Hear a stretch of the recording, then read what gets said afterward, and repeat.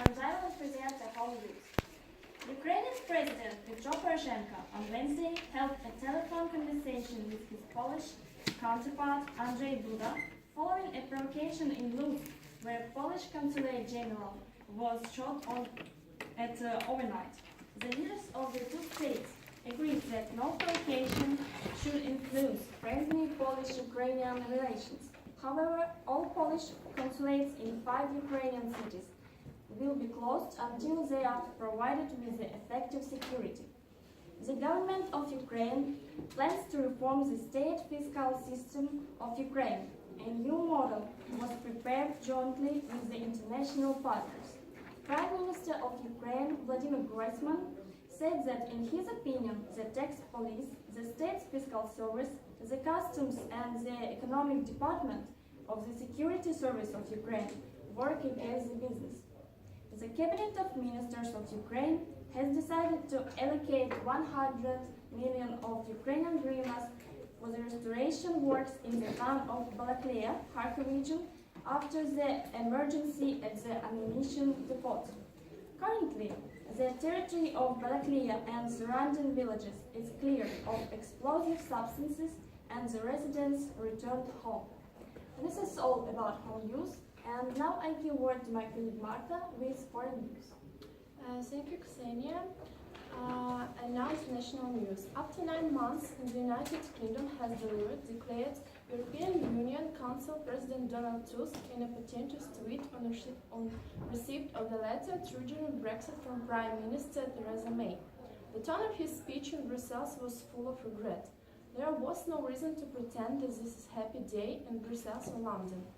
Looking on the bright side, he said there was also something positive about Brexit, as it has made the 27 states remaining in the European Union more determined and united than before.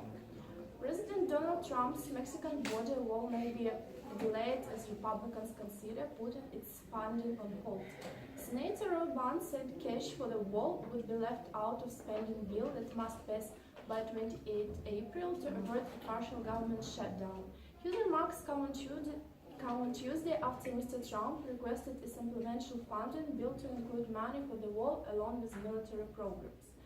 Iraqi forces say they are pushing into the old city of Mosul and closing on a key mosque despite fears resisting from Islamic State militants. Federal Police Chief Eltijan Reid Javdad said officers were besieging the area around the Great Mosque of Al-Nuri. The building was where Islamic State leader Abu Bakr al-Baghdadi proclaimed the establishment of a caliphate in 2014. Agent Javdad said police had also taken the Kahib al-Ban district and the Al-Malab sports stadium to west. Allied troops from the Interior Ministry Rapid Response Force were also advancing into the Old City on Wednesday, an official told the Reuters news agency. It's all about international news, and I give a word to my colleague Tatiana with economic news. Hi everybody, my name is Tatiana Markina, and today I will present the economic news. President Donald Trump's $1 trillion infrastructure spending plan gave a shot of optimism to the commodity markets, but the upside will likely to be limited for the global markets as the USA leader pushes the America First agenda. The world is going to see very little effect from the commodities required for infrastructure, whether it's steel, cement or labor, are all somehow going to have a USA component attached to it with Mr. Trump's plan to put workers back onto the payrolls. China's economic reform efforts could lead to a crazy situation, said Hans-Paul Burke, chairman of Boston Consulting Group.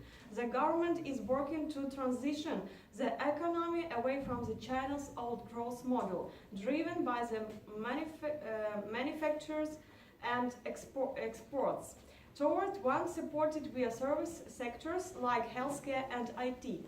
Some people will lose jobs. That's crazy. It creates hardship, Burke told. It's not easy to train coal miners and make them become software engineers. I've never seen that happening everywhere in the world.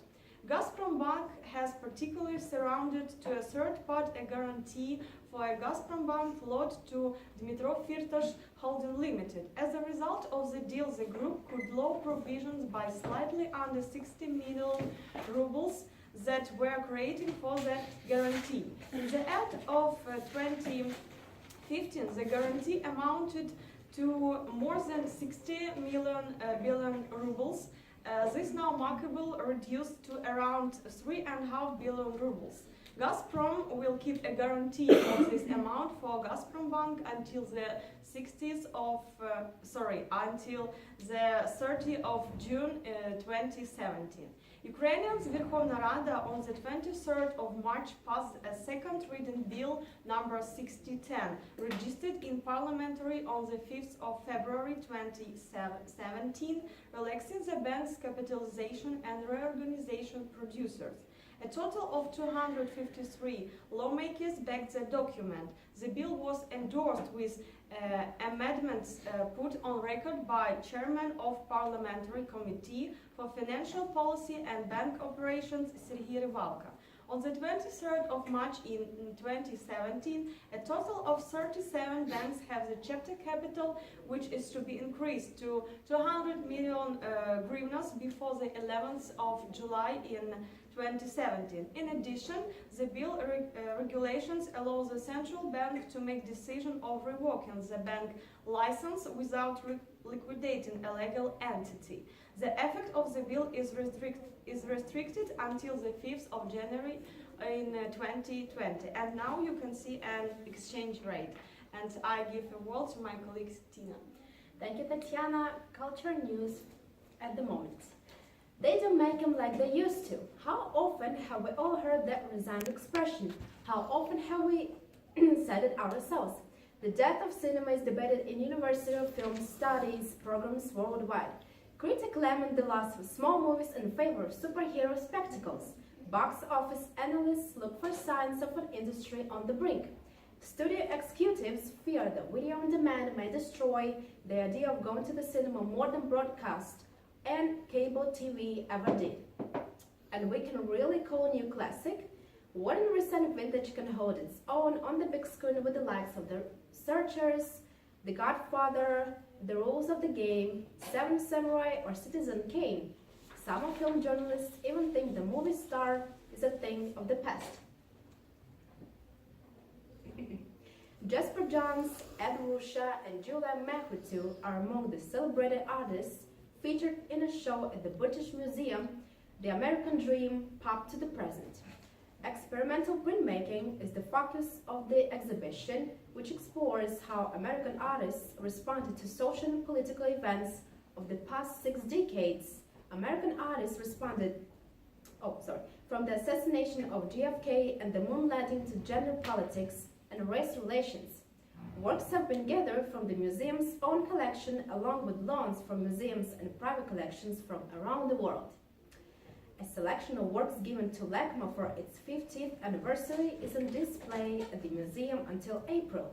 The project has been led by artist Catherine Oakey, and the collection comprises more than 60 gifts. Among them work by Tacita Dean, Sam Durant, Stanley Robbie, Charles Gaines, and Brennan Youngblood. Чуть-чуть отстань. Сейчас, быстро пройдет.